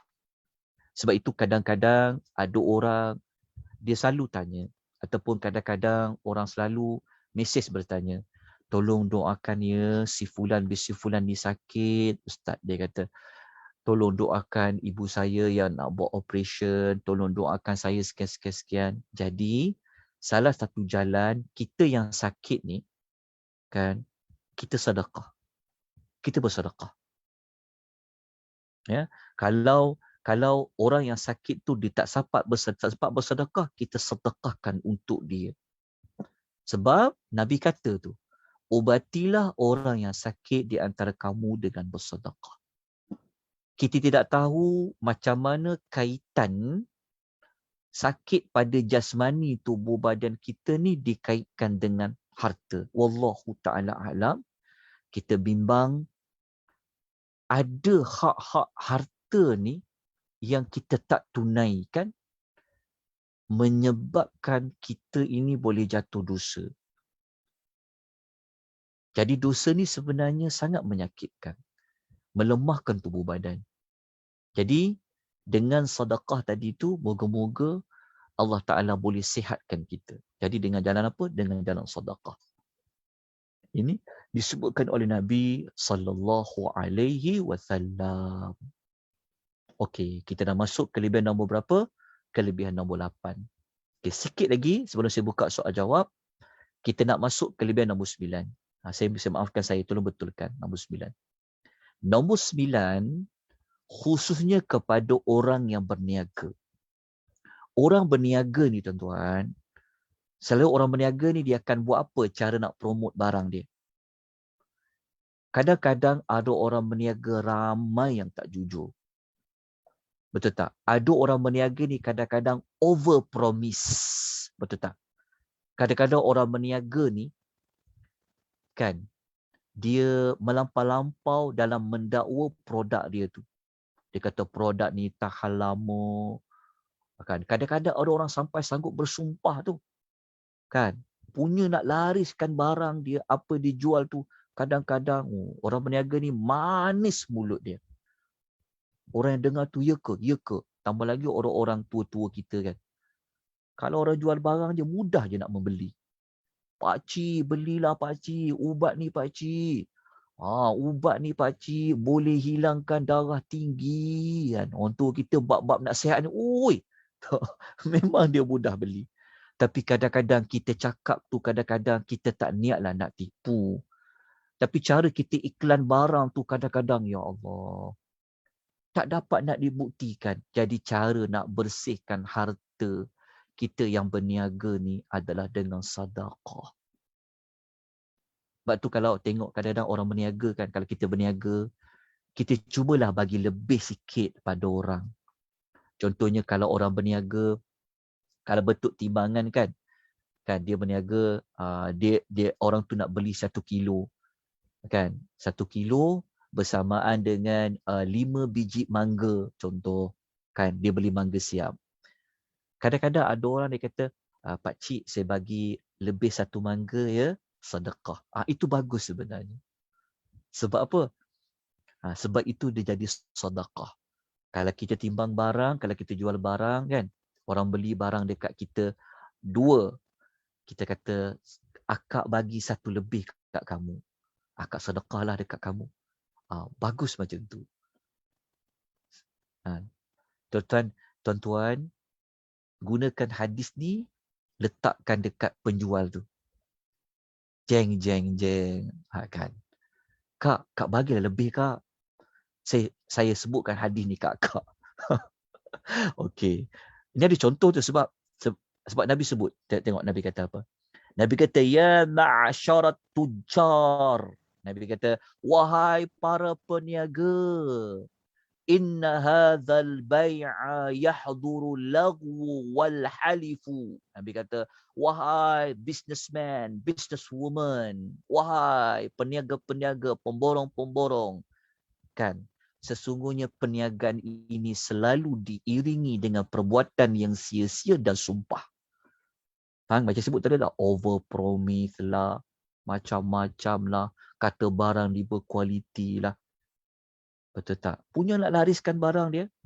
Kan? Nabi kata, macam mana nak buat? Nabi kata, fashubuhu bis sadaqah. Nabi kata, bersihkanlah ia dengan sedekah. Bersihkan dia. Sebab takut-takut kita dapat harta yang syubhah. Berniaga ni, ya Allah, berat tau nak buat. Tapi berniaga ni jalan satu mudah tau masuk syurga. Orang membeli pun mudah masuk syurga. Orang yang berniaga pun boleh masuk syurga. Sebab tu buat apa pun pekerjaan, buat untuk ibadat. Ya Allah, banyak tau jalan buat ibadat dengan berniaga. Berniaga boleh tolong orang, bagi lebih pada orang. Moga-moga yang lebih itulah, sedekah itulah boleh bersihkan harta kita kan. Mana tahu kadang-kadang kita terjual benda yang expired ke, kita tak perasan produk kita jual tu ada yang rosak. Kan? Kita bimbang. Kan? Tambah lagi online, macam mana kita nak pulang balik. Jadi kita bersedekah. Moga-moga pendapatan kita tu Allah bersihkan. Ya, untuk peniaga dengan sedekah. Hadis riwayat Ahmad. Kita pergi yang ke-10 tuan-puan, penutup kita pada pagi ni. Ini bukan 9 tapi 10. Dapat memadamkan kepanasan alam kubur. Dapat memanaskan, dapat mensejukkan kepanasan di alam kubur. Sebab tu saya kempen tadi. Kalau kita nak tolong orang yang mati, kita tolonglah melalui jalan sedekah. Sebab apa? Sebab jalan sedekah tu ada dalil, ada rujukan dari hadis Nabi SAW. Jadi tolong dengan jalan sedekah. Dahlah boleh membantu orang yang mati tu dapat pahala yang berkembang biak. Lepas tu boleh pula memadam kepanasan alam kubur. Okey, dalilnya mana? Mari kita baca hadis dia. Sabda Nabi SAW. Inna sadaqata la tutfi'u an ahliha harrul quburi. Sesungguhnya sedekah itu memadamkan panasnya alam kubur bagi pelakunya. Okey. Jelas. Hadis riwayat Al-Tabrani dalam Mu'jamul Kabir. Jelas tuan-puan? Yang ke-10 ni. Jadi, lepas ni kita cuba tukar cara kita nak tolong orang yang dah meninggal dunia. Ya, kita tolong. Kalau kita boleh wakafkan harta untuk si mati tu, buatlah. Nanti kita kupas tajuk apa dia ada adab cara terbaik dalam bersedekah. InsyaAllah. Nanti kita susun tajuk tu. Sebab kebanyakan kita dah tahu kelebihan sedekah ni. Cuma kita nak mengingatkan kembali tentang sedekah tersebut. Sebab tu kita nak buat tajuk tambahan tentang adab-adab bersedekah. Okey, dapat ya yang ke-10 ni. Moga-moga sedekah yang kita buat ia dapat memadamkan kepanasan nanti di alam kubur. Begitu juga kita sedekahkan kepada orang lain, boleh membantu menyenangkan orang itu di alam kubur. Kita tak nampak alam kubur, kita tak tahu sebab kita tak pernah melaluinya. Tetapi kita orang yang dah belajar tajuk alam kubur, dia dapat rasa, dia dapat bayangkan tentang betapa susahnya lah hidup di alam kubur. Kalau kita baca hadis-hadis Nabi tu, ya Allah, sangat mengerikan. Sebab Nabi kata dalam hadis dia, tidak ada pemandangan yang lebih buruk yang aku pernah nampak, kata Nabi, seperti mana pemandangan di alam kubur, kata Rasulullah sallallahu alaihi wasallam. Jadi sama-sama kita manfaatkan harta yang Allah beri kepada kita ni untuk kita bersedekah. Yang terutama sekali pada sedekah yang wajib, iaitu pada zakat kita, pada nafkah-nafkah yang wajib kita keluarkan, okey, pada ahli keluarga kita, pada ibu bapa kita, pada kaum kerabat kita semua. Semua itu termasuk dalam kelebihan yang kita cerita pada pagi ini. Termasuklah sedekah-sedekah yang sunat. Ya, moga-moga apa yang kita pelajari pada pagi ini menjadi satu penguat, menjadi satu pendorong untuk kita lebih lagi banyak bersedekah dan selalu bersedekah. Mungkin kita dah sedekah kan, tapi kita bagi dengan ala kadar. So lepas kita belajar tajuk ni, kita dah berubah dah cara sedekah. Kita akan bagi yang terbaik. Ya, kita diam-diam dalam kita bersedekah dan sebagainya. Moga-moga kita semua termasuk di dalam orang yang mendapat 10 kelebihan sedekah pada pagi ini. InsyaAllah minggu depan kita akan sambung nombor 13-11 dan saya akan bagi nota tambahan yang lain tentang sedekah. Kerana dia ada sampai lebih kurang berpuluh-puluh. Tetapi berdasarkan kepada riwayat yang sahih dari Nabi sallallahu alaihi wasallam.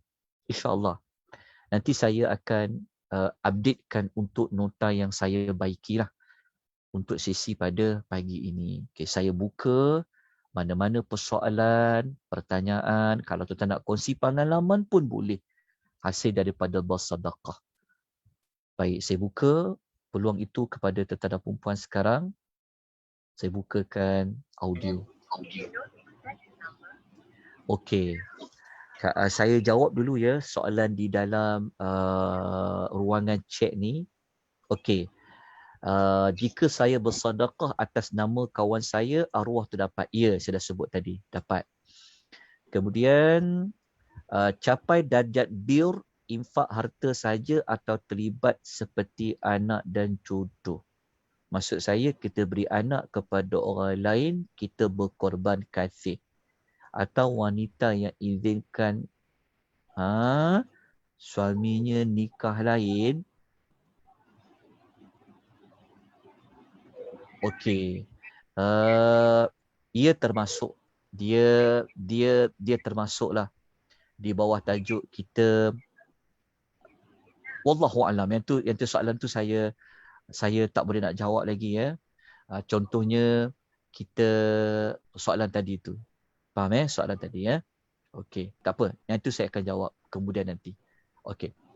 Macam mana kalau kita sedekah untuk binatang? Contohnya memberi makan kepada anjing atau kucing jalanan. Adakah dia kira sedekah? Pahalanya tetap sama kan pahala dengan bersedekah dengan manusia? Ya.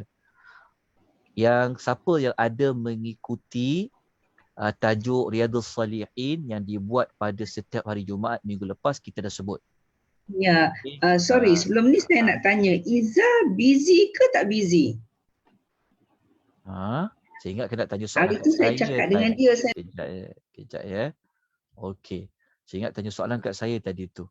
Dah Ustaz, saya dah mutekan dia. Okey, tak apa. Terlepas pandanglah tu, tak apa. Kita maafkanlah dia. Okey. Dia sebenarnya buat kebaikan kepada haiwan termasuk yang dituntut di dalam agama. Siapa yang pernah dengar hadis tentang seorang pelacur Bani Israel, Allah ampunkan dosa dia kerana memberi anjing minum. Siapa yang pernah dengar kisah seorang lelaki yang dia beri minum anjing, Allah hapuskan dosa dia. Ataupun siapa pernah dengar hadis, setiap kebaikan ini adalah sedekah. Ya, dia panggilkan sedekah. Okey, tetapi janganlah kita utamakan haiwan dengan meninggalkan manusia yang hidup. Itu saja kita kena baikilah. Okey. Bolehkah kita sedekah dalam bentuk pemberian barang kepada orang yang kaya? Apa beza infak dengan sedekah? Okey. Infak, wallahu ta'ala, para ulama mengatakan infak ini dia lebih khusus merujuk kepada nilai. Kepada harta. Tetapi kalau sedekah, dia agak luas maknanya. Sedekah boleh merujuk kepada harta, sedekah boleh merujuk bukan pada harta. Sebab tu siapa yang mengikuti kelas Riyadhus Salihin yang sedang kita bincangkan tajuk banyaknya jalan kebaikan, kita telah sebutkan hadis-hadis Nabi bahawasanya Nabi kata orang berzikir sebut subhanallah tu sedekah, orang bertasbih tu sedekah, orang ajak buat baik pun sedekah. Jadi jawapannya adalah sedekah ni dia lebih umum maknanya daripada infak. Infak ini dia sangat dekat dengan harta benda. Tapi kalau sedekah ni tak libat harta pun, dia termasuk dalam sedekah. Seperti berzikir. Itu dipanggil sedekah juga. Itu beza di antara contoh infak dengan harta. Wallahu ta'ala a'lam bissawab. Okey, sekejap. Kalau saya sedekah niat untuk mak saya, apakah mak saya dapat manfaat? Iya. kita dah sebut tadi, mak akan dapat manfaat. Sama ada orang tu hidup ke, orang tu meninggalkan, dia akan dapat manfaatnya. InsyaAllah, sebab banyak soalan seperti itu, nanti saya kena kemukakan dalil-dalilnya. InsyaAllah. Ada, memang yang ditanya tu sebenarnya memang hadis riwayat Muslim tu, memang ada orang tanya Nabi. Oh, saya sempat tak saya buka tajuk Alam Barzah sekejap. Okey ya. Sekejap, saya tengok nota saya tentang Alam Barzah. Sekejap bagi saya masa. Lepas tu saya tunjukkan dia punya dalil dekat hadis Nabi SAW tentang sedekah tu. Sekejap ya. Saya masa sekejap je. Okey, sambil tu soalan secara verbal ada tak? Yang boleh saya jawab. Assalamualaikum Ustaz. Waalaikumsalam Ustaz, macam warahmatullahi. Ya, ya. macam Ustaz cakap tadi, kalau kita nak bersedekah dan kita pakai duit kita sendiri. Tapi untuk para isteri yang cik suami yang dah bagi duit, okay, allocatekan duit ni guna untuk keperluan rumah lah. Ataupun kita pergi pasar duit suami. Tapi bila kita sedekahkan duit tu untuk peniaga pakai duit yang suami bagi tu, adakah si isteri ni pun dapat pahalanya ke macam mana Ustaz? Ya, isteri tu dia dapat pahala dari atau kita sudut kena minta kebenaran atau duit ni nanti nak derma sikit macam mana Ustaz? Okey, yang itu sebaik-baiknya seperti itulah. Maksudnya kita tanya dulu. Kalau suaminya telah akadkan, dia telah kata okey, saya serahkan duit 500 ini kepada isteri, ikutlah nak buat apa. Kalau macam tu kita boleh gunakan terus untuk untuk benda-benda yang wajib dan tak wajib. Okey, tapi kalau isteri tu suami tu bagi untuk nafkah yang wajib macam makan, minum sebagainya, maka kita kena belanjakan terlebih dahulu pada benda yang wajib. Lepas tu kita kena beza antara yang wajib dengan yang sunat. Okey, jadi kena jelaskan. Okey, tapi pahala dapat tak? Tetap. Pahala suami tu pun dapat, pahala pada isteri tu pun dia dapat. Okay, baik Ustaz. Dia akan dapat. Okey. Saya tunjukkan soalan yang tanya tadi tu tentang apa tadi dia tanya? Tentang yang sedekah untuk mak meninggalkan. Ni saya tunjukkan dalil. Mesti ni tuan-tuan puan. Saya tunjukkan dalil Okay, tuan-tuan nampak tak nota yang sedang saya paparkan ni? Nampak. Okey Okay, nota ni saya paparkan. Saya tunjukkan tuan-tuan bukti dia. Kenapa orang kempen sedekah? Sebab orang kita ni dia tak nampak yang sedekah tu untuk si mati kan. Okey, jadi kita war-warkan isu ni. Okey, tengok ya. Ini dalil riwayat Muslim. Mungkin ini jadi yang jawapan terakhirlah untuk pengisian kita pada pagi ni. Okey, tengok. Abu Hurairah radhiyallahu anhu dia kata, ada seorang lelaki, dia telah berkata kepada Nabi SAW. Dia cakap apa? Dia kata, ayahku dah meninggal Rasulullah, tapi dia ada harta. Tapi harta tu dia tak sempat nak wasiat. Faham tak? Wasiat tu maksudnya, sepatutnya bapa ni, dia boleh wasiat anak dia. 1/3 harta ayah ni, ayah nak sedekah ke, nak hadiah ke. Tapi si lelaki ni, dia jumpa Nabi, dia kata, ayah saya tak sempat nak tinggalkan apa-apa wasiat pada harta dia. Wasiat tu maksudnya, si mati sepatutnya dia boleh guna 1/3 harta dia untuk dia nak bagi kat siapa-siapa. Dia bukan faraid tu. Okey, cuma bapa dia tak sempat nak wasiat. Jadi dia tanya pada Nabi SAW. Dia kata apa? Dia kata fahal yukaffiru anhu an atasaddaqa anhu? Maka dia kata, ya Rasulullah, adakah harta yang dia tinggalkan tu dapat menghapuskan kesalahannya jika aku sedekahkan harta tu untuknya? Nampak tak dalil dia? Dia tanya, ya Rasulullah, kalau aku guna duit arwah, duit bapakku tu yang dia tinggal tu, tapi dia tak pernah pesan pun duit tu nak buat apa. Tapi kalau aku gunakan duit tu untuk sedekah bagi dia, dapat tak pahala pada bapakku tu dapat tak menghapuskan kesalahan dia? Nabi jawab apa? Nabi kata na'am. Nabi kata ya. Ini dalil dia. Nampak kan? Okey. Kita ambil hadis kedua, riwayat Bukhari Muslim. Aisyah radhiyallahu anha cerita pula, dia kata Dia kata yang bermakna, yang bermaksud. Ada seorang lelaki, dia jumpa Nabi SAW, dia kata, "Ya Rasulullah." Dia kata, "Inna ummiya." Dia kata, "Makku ni dia meninggal dunia secara tak semena-mena." Kan, tiba-tiba mak aku meninggal dunia. Kan, tak maknanya lelaki ni dia tak sangka mak dia meninggal dunia. Cara mengejut dan mak dia tak sempat nak tinggalkan pesanan apa-apa, harta tu nak buat apa. Jadi, dia pun cakap kat Rasulullah.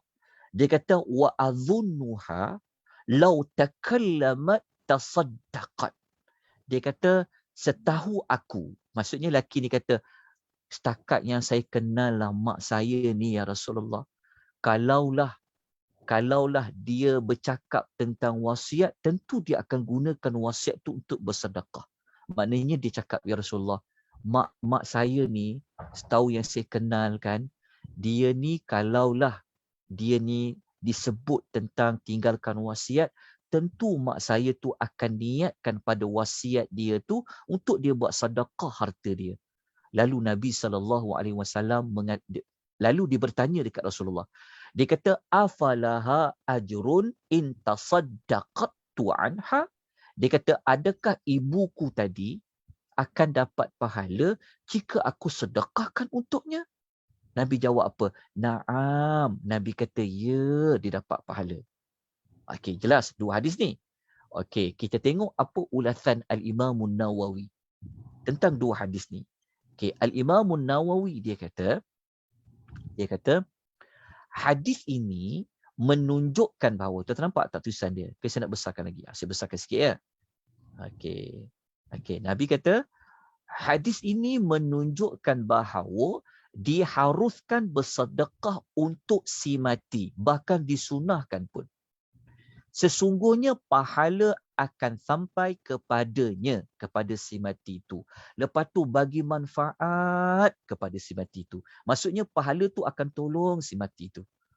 Dan juga kepada orang yang melaksanakan perbuatan sedekah tersebut. Ini yang tanya tadi tu. Kalau dia sedekahkan untuk orang lain, contoh kan, kita dapat tak pahala? Kita dapat tak manfaat? Nabi kata dapat. Al-Imam kata apa? Dia pun dapat juga. Sebab dia tolong orang, dia pula tahu itu kebaikan, maka orang tu pun dapat juga.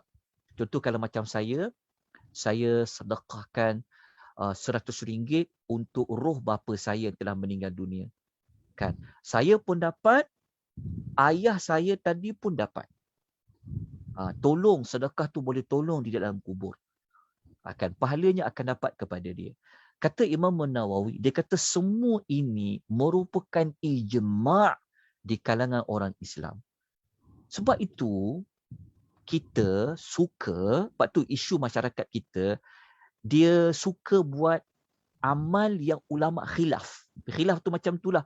Baca Quran kepada si mati tu, pahala tu sampai ke tak sampai. Itu sebenarnya isu tu ada khilaf tau. Ada perbincangan panjang para ulama. Tapi bab sedekah, ulama kata ijma'. Ada hadis sebut. Itu yang kita kadang-kadang kita selalu cadangkan. Daripada kita bermain dengan isu yang ulama kata sampai, ada kata tak sampai, kenapa kita tak guna saluran sedekah tu? Sedekah tu tak ada ulama yang khilaf. Okey. Al-Baqi Imam Nawawi kata apa? Dia adalah ijma' di kalangan para ulama. Okey, lepas tu Imam Nawawi ni dia kata apa? Panjanglah dia punya dia dari sudut ulasan tersebut. Tapi kita boleh ambil yang ni lah. Kita boleh ambil penting dekat sampai part ni. Ni tadi jawapan yang bertanya tentang kalau nak sedekah kepada si mati. Kita tengok ada tak. Ni nota saya tajuk Alam Barzakh. Okey. Okey, ada soalan lain tak? Kejap ya. Okey. Mana-mana soalan lain tu? Ni bacaan Al-Quran pada orang yang hidup. Atau yang ini saya sebut tadi tu. Dalam chat tu banyak tapi saya minta maaf saya tak dapat saya nak jawab dengan semua benda. Sebab ada yang soalan ditanya itu saya dah jawab sebenarnya ya. Okey. Assalamualaikum. Waalaikumsalam warahmatullahi wabarakatuh. Ya, Okey, Puan. Ustaz nak tanya, bolehkah sedekah menolak sesuatu musibah yang akan berlaku? Ya. Ia di antara kelebihan juga pada bersedekah. Cuma kita belum masuk lagi kepada hadis tersebut. Dia ada dalam hadis riwayat Imam Ahmad. Nabi sallallahu alaihi wasallam, Nabi tidaklah menyebut dia secara langsung, secara jelas tentang bab azab tu. Cuma Nabi bawa perumpamaan macam ni. Nabi kata Nabi bawa sebut cerita wasiat Nabi Yahya. Nabi Yahya dia pernah bagi wasiat kepada Bani Israel pasal sedekah. Jadi Nabi sebut dalam hadis dia, Nabi kata pasal wasiat Nabi Yahya ni. Dia kata, dan aku perintahkan kamu supaya bersedekah. Sesungguhnya perumpamaan sedekah ni seperti seorang lelaki yang ditawan oleh musuh, lalu musuh tu ikat tangan dia sampai ke leher. Okey. Lalu mereka membawa lelaki ni untuk dipenggal lehernya. Okey. Tiba-tiba lelaki yang nak dipenggal lehernya tadi tu oleh musuhnya, dia kata, aku akan tebus diriku dari kalian dengan harta yang sedikit maupun yang banyak. Lalu dia menebuskan dirinya. Faham tak? Nabi SAW menyebut cerita ucapan Nabi Yahya kepada Bani Israel. Nabi Yahya, dia minta umat dia bersedekah. Tapi cara dia nak sebut kelebihan sedekah tu, dia buat perumpamaan. Umpama orang yang telah ditawan musuh. Dia dah hampir-hampir nak dipenggal dah leher dia. Tetapi dia dibebaskan daripada dibunuh, dipenggal lehernya dengan harta tadi tu. Okey, apa perkaitan dia dengan azab? Maknanya kalau Allah Ta'ala nak mengazab satu kaum, azab tu boleh datang bila-bila saja. Seperti lelaki tadi yang diumpamakan, dia nak dipenggal dah lehernya. Maka daripada hadis ini menunjukkan bahawasanya kalau kita bersedekah, ia boleh menolak pelbagai bala dan juga azab. Hadis tu sebenarnya saya nak bagi kepada nota tambahan nanti. InsyaAllah, Puan. Nanti kita akan jumpa hadis tu. Okey Ustaz, maknanya musibah itu di dunia dan di akhirat juga. Maknanya kalau boleh tak musibah itu Allah tunjukkan di dunia ni. Maknanya okey, dia berkat sedekah dia, musibah tu dah nak sampai, tapi kerana dia banyak bersedekah, Allah tepis. Iyalah, betul lah tu. Maknanya dia boleh menghalang daripada azab dia tadi. Boleh menghalang daripada azab. Maknanya di dunia lah, di dunia ni, benda ni berlaku di dunia, bukan di akhirat. Di akhirat tu bergantung kepada amal dia di dunia lah. Bergantung kepada amal dia di dunia tu. Maknanya kalau dia begini, formula dia, kalau orang yang memang dah kena azab macam umat-umat yang kafir, macam umat-umat terdahulu tu, macam umat kaum Lut ke, macam umat kaum Samud tu, itu memang dunia akhirat kena azab. Macam Firaun tu memang dunia akhirat kena azab. Tetapi ada di dunia ni, Allah Ta'ala tidaklah mengazab dalam bentuk azab yang bala, tapi azab dalam bentuk menghapuskan dosa. Faham tak? Menghapuskan dosa. Contoh seperti mana kita mengalami musibah gempa bumi kan, menyebabkan berlaku kerugian harta benda dan sebagainya, maka azab tu, ujian tersebut, kita boleh elakkan dengan istighfar ke, dengan sedekah kan, contoh. Tetapi di akhirat belum tentu, sebab dia bergantung kepada hujung amalnya. Amal dekat dunia tu macam mana? Itu ada perbezaan lah. Umat-umat yang telah diazab kerana mereka kafir di dunia, di akhirat memang akan diazab lagi. Berbeza dengan orang yang menerima bentuk-bentuk seperti azab di dunia. Sebab azab di dunia ni dia fungsinya untuk menghapuskan dosa bagi orang-orang yang beriman lah. Wallahu a'lam. Soalan puan tadi tu boleh jelaskan sikit lagi tak? Okey, macam ni Ustaz. Okay, Okey. katalah ya, seseorang tu dia sering bersedekah Ustaz ya. Okey. Selalu memang tak putus ya dia bersedekah. Kemudian tiba satu hari ya Allah beri dia satu musibah ya. Okey. Dah hampir dah musibah tu nak sampai pada dia, tapi mungkin berkat sedekah dia Allah tolak. Okey, boleh. Betul. Itu daripada salah satu fungsi sedekah tu. Okey.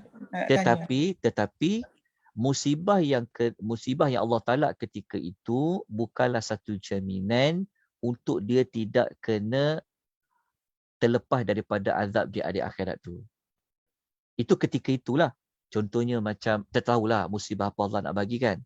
Tapi disebabkan contoh macam tadi kan.